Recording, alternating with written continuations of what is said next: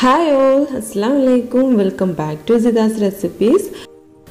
നമ്മൾ ഇന്നൊരു കിഡ്ലൻ സ്നേക്ക് ആണ് ട്ടോ റെഡിയാക്കാൻ പോകുന്നത്. കണ്ണൂരുകാരുടെ സ്പെഷ്യൽ ആയിട്ടുള്ള കൽമാസ് ആണ് നമ്മുടെ ഇന്നത്തെ റെസിപ്പി. അപ്പോൾ നമുക്ക് ഈ ഒരു റെസിപ്പി എങ്ങനെ റെഡിയാക്കുന്നതെന്ന് നോക്കാം. വീഡിയോയിലോട്ട് പോവാം.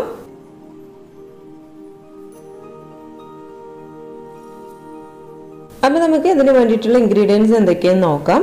അപ്പോൾ ഞാൻ ഇവിടെ 2 വലിയ ഉള്ളി എടുത്തിട്ടുണ്ട്. അതായത് സവോള 2 എണ്ണം വലുതാണ് എടുത്തിട്ടുള്ളത്.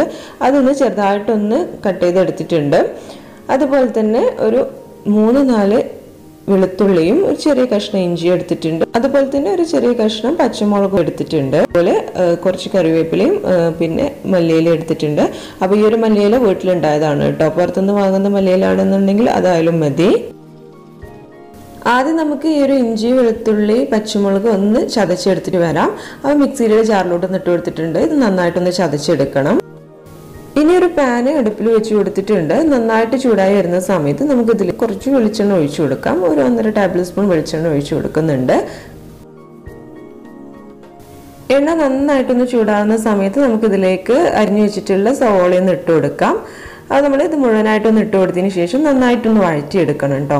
അപ്പോൾ അതിന് വേണ്ടിയിട്ട് കുറച്ച് ഉപ്പ് കൂടി ഇതിലേക്ക് ഇട്ട് കൊടുക്കുന്നുണ്ട്. ഈ ഒരു മസാലയ്ക്ക് വേണ്ടിയിട്ടുള്ള ഉപ്പ് ഈ ഒരു സമയത്ത് തന്നെയാണ് കേട്ടോ ഞാൻ ഇട്ട് കൊടുക്കുന്നത്. ഇനി ഇത് നന്നായിട്ടൊന്ന് വഴന്ന് വരട്ടെ.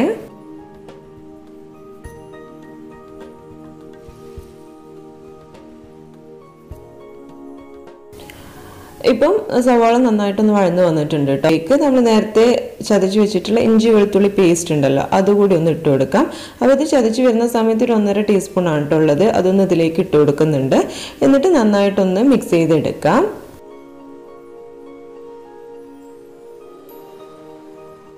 അതൊന്ന് വഴന്ന് വരുന്ന സമയത്ത് നമുക്കിതിലേക്ക് ആവശ്യമായിട്ടുള്ള മസാലകളൊക്കെ ഒന്ന് ഇട്ട് കൊടുക്കാം.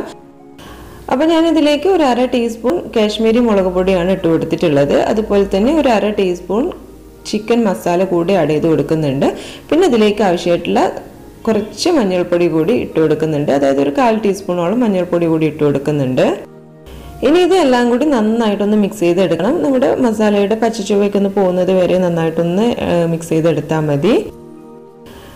ഇനി നമുക്കിതിലേക്ക് നമ്മൾ നേരത്തെ റെഡിയാക്കി വെച്ചിട്ടുള്ള കറിവേപ്പ് പോലെ തന്നെ മല്ലിയില ഉണ്ടല്ലോ, അത് ചെറുതായിട്ടൊന്ന് കട്ട് ചെയ്തെടുത്തിട്ടുള്ളതാണ്. അത് കൂടി ഒന്ന് ഇട്ട് കൊടുക്കാം. ഇനി നമുക്കിതിലേക്ക് നെക്സ്റ്റ് ഇട്ട് കൊടുക്കാനുള്ളത് ചിക്കനാണ് കേട്ടോ. അപ്പോൾ ചിക്കൻ ഞാൻ മുമ്പേ തന്നെ ഒന്ന് വേവിച്ചെടുത്തിട്ടുള്ളതാണ്. ഉപ്പും മഞ്ഞളും മാത്രം ഇട്ടിട്ട് നന്നായിട്ടൊന്ന് വേവിച്ചെടുത്തിട്ടുള്ളതാണ് കേട്ടോ. അപ്പോൾ അത് ഇതുപോലെ ചെറുതായിട്ടൊന്ന് കട്ട് ചെയ്തെടുത്തിട്ടുണ്ട്. അതുകൂടി നമുക്ക് ഈ ഒരു മിക്സിലോട്ട് ഇട്ട് കൊടുക്കാം. ഇതുകൂടി ഇട്ട് കൊടുത്തിട്ട് നന്നായിട്ടൊന്ന് മിക്സ് ചെയ്തെടുത്താൽ നമ്മുടെ കൽമാസിന് വേണ്ടിയിട്ടുള്ള മസാല ഇവിടെ റെഡി ആയിട്ടോ. ഇനി നമുക്ക് ഇതൊന്ന് ചൂടാറാൻ വേണ്ടിയിട്ട് മാറ്റി വെക്കാം.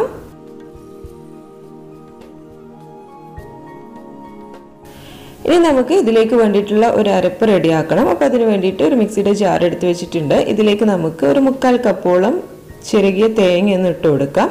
അതിനുശേഷം ഇതിലേക്ക് ഒരു ടീസ്പൂൺ വലിയ ജീരകം ഉണ്ടല്ലോ, അതുകൂടി ഒന്ന് ഇട്ട് കൊടുക്കുന്നുണ്ട്.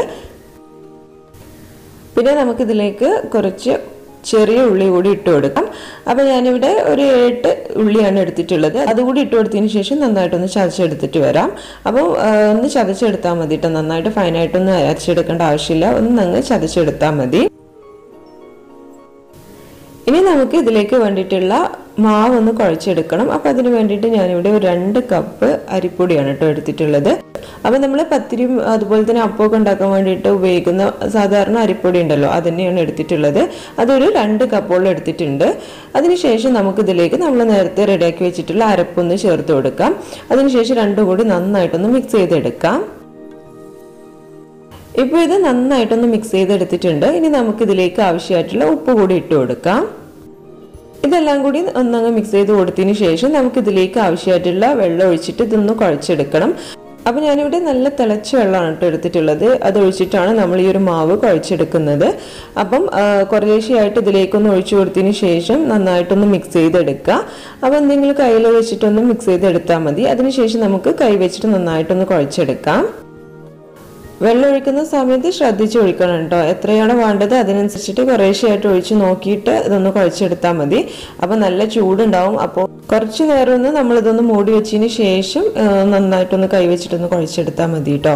അപ്പോൾ ഞാനിവിടെ ഏകദേശം ഒരു 1.25 ഗ്ലാസോളം വെള്ളം ഇതിലേക്ക് ഒഴിച്ചിട്ടുണ്ടായിരുന്നു. നമ്മൾ എടുക്കുന്ന പൊടിക്കനുസരിച്ചിട്ടാണ് കേട്ടോ. അതിനനുസരിച്ച് നമ്മുടെ വെള്ളത്തിൻ്റെ അളവ് കൂടുകയും കുറയുകയൊക്കെ ചെയ്യും. അപ്പോൾ അത് നോക്കിയിട്ട് ചെയ്താൽ മതി.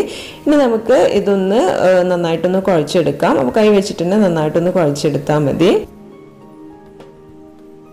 അപ്പോൾ മാവ് നന്നായിട്ടൊന്ന് കുഴച്ചെടുത്തിട്ടുണ്ട്.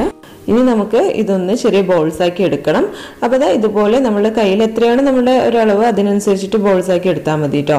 ഇതുപോലെ ഒന്ന് ബോളാക്കിയിട്ട് ഒന്നങ്ങ് പരത്തിയെടുക്കുക. നമ്മുടെ കൈവെള്ളയിൽ വെച്ചിട്ട് തന്നെ ഇതുപോലെ ഒന്ന് പരത്തിയെടുത്താൽ മതി.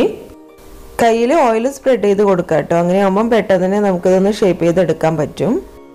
ഇതുപോലെ നന്നായിട്ടൊന്ന് വട്ടത്തിൽ പരത്തിയെടുത്തതിന് ശേഷം നമുക്ക് ഇതിൻ്റെ നടുവിലായിട്ട് നമ്മൾ നേരത്തെ റെഡിയാക്കി വെച്ചിട്ടുള്ള ഫില്ലിംഗ് ഉണ്ടല്ലോ അതൊന്ന് ഇട്ട് കൊടുക്കാം. ഫില്ലിങ്ങിനൊന്നും പ്രത്യേകിച്ച് അളവൊന്നും ഇല്ല കേട്ടോ. നമ്മൾ എത്ര വലുപ്പത്തിലാണോ പരത്തി എടുത്തിട്ടുള്ളത് അതിൽ എത്ര കൊള്ളും അതിനനുസരിച്ചിട്ട് ഒന്ന് ഫില്ല് ചെയ്തെടുത്താൽ മതി. അതിനുശേഷം ഇത് നമ്മൾ ഉന്നക്കായ്ക്ക് നമ്മൾ ഷേപ്പ് ചെയ്തെടുക്കുമല്ലോ അതേ രീതിയിൽ ഒന്നങ്ങ് ഷേപ്പ് ചെയ്തെടുക്കണം. അപ്പോൾ അതുപോലെ ഒന്ന് ഷേപ്പ് ചെയ്തെടുക്കുന്നുണ്ട് കേട്ടോ. ഇതുപോലെ ഒന്ന് രണ്ട് ഭാഗവും ഒന്ന് ഒട്ടിച്ചു കൊടുത്തതിന് ശേഷം ഒന്നങ്ങ് കയ്യിൽ വെച്ചിട്ടൊന്ന് റൗണ്ട് ചെയ്തെടുത്താൽ മതി.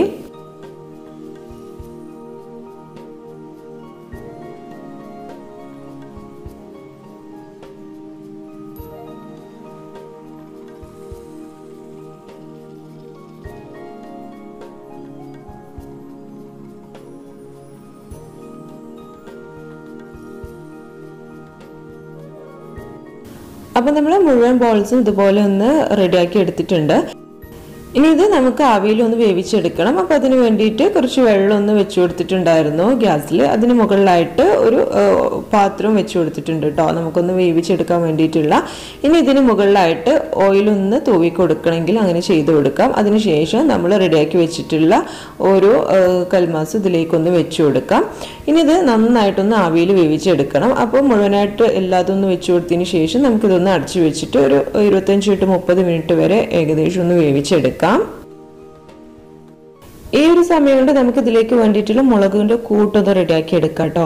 അപ്പോൾ അതിന് വേണ്ടിയിട്ട് ഞാനിവിടെ കുറച്ച് മുളക് പൊടി എടുത്തിട്ടുണ്ട്. ഒരു 2 ടേബിൾ സ്പൂൺ മുളക് പൊടിയാണ് കേട്ടോ എടുത്തിട്ടുള്ളത്. ഇതിലേക്ക് ഒരു 1/4 ടീസ്പൂണോളം മഞ്ഞൾപ്പൊടിയും ഇതിലേക്ക് ആവശ്യമായിട്ടുള്ള ഇത്തിരി ഉപ്പ് കൂടി ഇട്ട് കൊടുക്കാം. അതിനുശേഷം ആവശ്യത്തിന് വെള്ളം കൂടി ഒഴിച്ചു കൊടുത്തതിന് ശേഷം നന്നായിട്ടൊന്ന് മിക്സ് ചെയ്തെടുക്കാം. കാശ്മീരി മുളക് പൊടി വെച്ചിട്ടാണ് കേട്ടോ നമ്മളിത് റെഡിയാക്കുന്നത്. അപ്പം സാധാ മുളക് പൊടിയാണ് ഉപയോഗിക്കുന്നത് എന്നുണ്ടെങ്കിൽ കുറച്ച് മാത്രം എടുത്താൽ മതി. കാശ്മീരി ആകുമ്പോൾ കൂടുതൽ എരിവൊന്നും ഉണ്ടാവില്ലല്ലോ. കളർ കിട്ടാൻ വേണ്ടിയിട്ട് കാശ്മീരി മുളക് പൊടിയാണ് നല്ലത്. വെള്ളം ഒഴിക്കുന്ന സമയത്ത് ഒരുപാടായി പോകരുത് കേട്ടോ. കുറച്ചൊരു ലൂസിലാണ് നമ്മൾ ഈ ഒരു ബാറ്റർ റെഡിയാക്കുന്നത്. അപ്പം കൂടിപ്പോയി കഴിഞ്ഞാൽ നമ്മുടെ കൽമാസിൽ ഈ ഒരു മുളകിൻ്റെ മിക്സ് പിടിക്കില്ല. അപ്പം അതുകൊണ്ട് കുറച്ചൊരു ലൂസിൽ മാത്രം ഇതൊന്ന് റെഡിയാക്കി എടുത്താൽ മതി. അപ്പം നമ്മുടെ മുളക് പൊടിയുടെ കൂട്ട് ഇവിടെ റെഡി ആയിട്ടുണ്ട് കേട്ടോ. ഏകദേശം 25 മിനിറ്റ് ആയ സമയത്തിന് നമ്മുടെ കൽമാസ് ഇവിടെ റെഡി ആയിട്ടുണ്ടായിരുന്നു. നന്നായിട്ട് വെന്ത് കിട്ടിയിട്ടുണ്ട്. ഇനി നമുക്ക് ഇതൊന്ന് മാറ്റി വെക്കാം. ഇതൊന്ന് ചൂടാറിയതിന് ശേഷം നമുക്ക് നമ്മൾ റെഡിയാക്കി വെച്ചിട്ടുള്ള മുളക് പൊടിയുടെ മിക്സ് ഉണ്ടല്ലോ അതിലേക്ക് ഈ ഒരു കൽമാസ് ഓരോന്നായിട്ട് ഇട്ട് കൊടുത്തതിന് ശേഷം കുറച്ച് ഓയിലൊന്ന് ഫ്രൈ ചെയ്തെടുക്കാം. അപ്പം നമ്മൾ മുഴുവനായിട്ടൊന്ന് ഇതിലേക്ക് ഇട്ട് കൊടുത്തിട്ടുണ്ട്. ഇനി ഇതൊരു 3-4 മിനിറ്റ് തിരിച്ചു മറിച്ചിട്ടിട്ട് ഒന്ന് വേവിച്ചെടുക്കാം. കൂടുതലായിട്ട് വെന്ത് കിട്ടേണ്ട ആവശ്യമൊന്നുമില്ല കേട്ടോ. ഒന്നങ്ങ് വേവിച്ചെടുത്താൽ മതി. ആ മുളക് പൊടി ഒന്നങ്ങ് വെന്ത് കിട്ടാനുള്ള ഒരു പാകത്തിന് നമുക്കിതൊന്ന് വേവിച്ചെടുത്താൽ മതി. അവസാനമായിട്ട് ഇതിന് മുകളിലായിട്ട് നമുക്ക് കുറച്ച് കറിവേപ്പില കൂടി ഒന്ന് ഇട്ട് കൊടുക്കാം കേട്ടോ. അത്രയോട് കഴിഞ്ഞ് കഴിഞ്ഞാൽ നമ്മുടെ കൽമാസ് ഇവിടെ റെഡിയായി.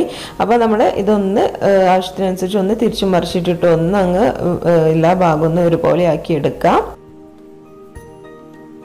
അപ്പോൾ ഇതാ ഫൈനലി നമ്മുടെ കൽമാസ് ഇവിടെ റെഡി ആയിട്ടുണ്ട്. സൂപ്പർ ആയിട്ടില്ലേ? നല്ല ടേസ്റ്റി ആയിട്ടുള്ള ഒരു സ്നേക്കാണ് കേട്ടോ. അപ്പം ഞാനിത് ഫസ്റ്റ് ടൈമാണ് ട്രൈ ചെയ്ത് നോക്കുന്നത്. നല്ല ടേസ്റ്റി ആയിട്ടുള്ള ഒരു ഐറ്റം തന്നെയാണ് കേട്ടോ. അപ്പം നമ്മൾ സാധാരണ ഈ ബ്രെഡിലോ അല്ലാന്നുണ്ടെങ്കിൽ നമ്മൾ മൈദപ്പൊടിയിലൊക്കെയാണ് ഇതുപോലെയുള്ള ഫില്ലിംഗ് ഒക്കെ റെഡിയാക്കാറുള്ളത്. ഇത് അതിൽ നിന്നൊക്കെ തികച്ചും വ്യത്യസ്തമായിട്ടുള്ളൊരു റെസിപ്പി തന്നെയാണ് കേട്ടോ. അപ്പോൾ എല്ലാവർക്കും ഇഷ്ടമാവും. എന്തായാലും ഒന്ന് ട്രൈ ചെയ്ത് നോക്കുക. അപ്പോൾ നിങ്ങൾ ട്രൈ ചെയ്ത് നോക്കുന്ന സമയത്ത് നിങ്ങളുടെ ഫീഡ്ബാക്കും അറിയിക്കാൻ മറക്കരുത് കേട്ടോ. അപ്പോൾ എന്തായാലും നമുക്ക് നെക്സ്റ്റ് വീഡിയോയിൽ വീണ്ടും കാണാം. അതുവരേക്കും ബൈ.